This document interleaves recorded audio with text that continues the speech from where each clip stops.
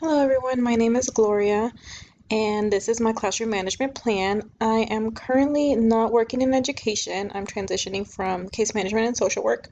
So all of these plans are for my future classroom, hopefully next year. So to start, I'm going to start with my personal philosophy. My personal philosophy on classroom management is that students should be able to express themselves respectfully and be able to follow the rules and expectations. Once I begin teaching, I plan to implement the authoritative approach as I want to have control of my classroom while also remaining approachable to my students. And one of the quotes that I found from the textbook that really explains what I want to do in my classroom is authoritative teachers explain the basis for actions and decisions, give students more independence as they demonstrate maturity and willingness to behave responsibly, and administer consequences fairly and proportionately.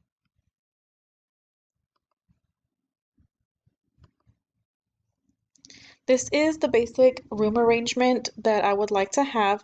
Uh, One of the key features for me was having visibility wherever I'm located. So whether it be at the teacher's desk, whether it be in small groups, or maybe um, during circle time or in the centers, I want to have visibility and make sure that my students are on task.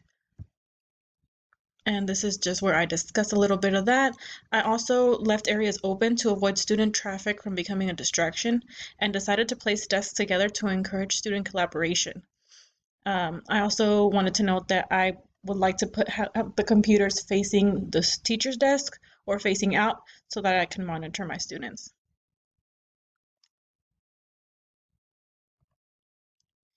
These are some ideas of what I would like my future classroom to look like. The text mentions a lot of having um, something that sparks creativity, but isn't overwhelming. And I think that this classroom in particular is something that appealed to me and that would appeal to my students. I also like that they have a lot of seating that's not just at the desks, so that students have options to work in different places.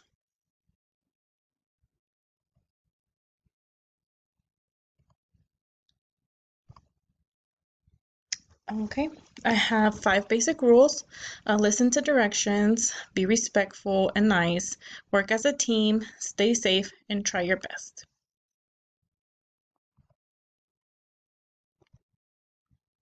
So for consequences, for negative consequences, I plan to use the card system in my future classroom.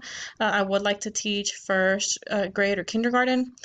Each student starts with a green card. After their second offense, the student moves to a yellow card. And if they reach their third offense, they receive a red card. And so the first offense would be a verbal warning, second offense, note sent home, the third offense, a call home, and then the fourth offense would be a principal's office. And from I found this picture on from Lakeshore Learning, and I felt that it would be easy for my students to understand and easy for me um, to do while I'm teaching. Positive consequences. So if a student stays on green for the entire week, they're able to choose a trinket from the treasure box. And if the entire class stays on green for the entire week, the class gets an extra 15 minutes of recess on Friday.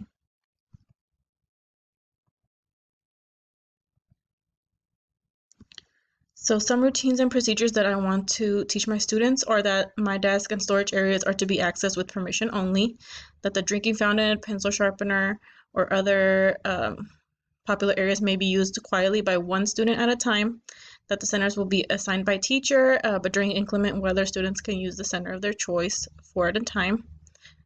During group activities, students may talk quietly amongst themselves as long as the Too Noisy app determines the volume is acceptable. And when leaving the classroom, students should quietly walk with their hands clasped behind their back.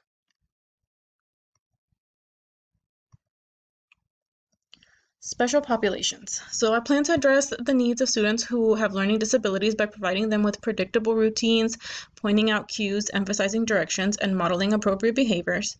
For students that have emotional behavioral problems, I'll help them by reinforcing appropriate behavior and reducing known stressors. And if a student has a physical disability, I'll address their needs by providing them with modifications and becoming familiar with their assistive devices to maximize their use.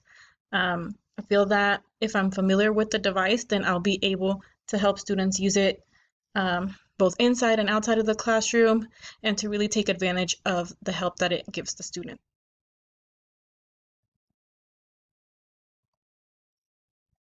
Motivators.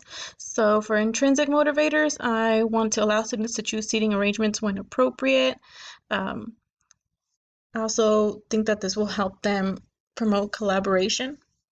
Students can select a book of their choice from student library so that students feel free to explore other themes that we may not be covering in the classroom. Allow group work when appropriate, again for collaboration, and help students set individual behavioral and academic goals so that we can track that and they can be proud of the progress that they make. For extrinsic motivators, we can do educational games as a class. Students will have access to the treasure box for good behavior for the week. Also praise, and I'd like to do lunch with the teacher for each table group that has the best behavior for the week. Setting the tone. To start out, I guess before the first day of school, I want to send out introduction letters to parents. I found some great templates on Teachers Pay Teachers, and I have a sample of that to your left. I found that that one in particular was simple, easy to understand, and wasn't overwhelming the parents with information. I also want to set up a clean and welcoming classroom. I want to explain the rules and expectations and display them, as well as the procedures. I want to allow students to collaborate and work toward a common goal.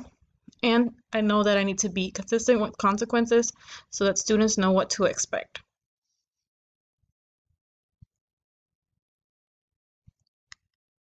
And these are my references. Thank you everyone for watching.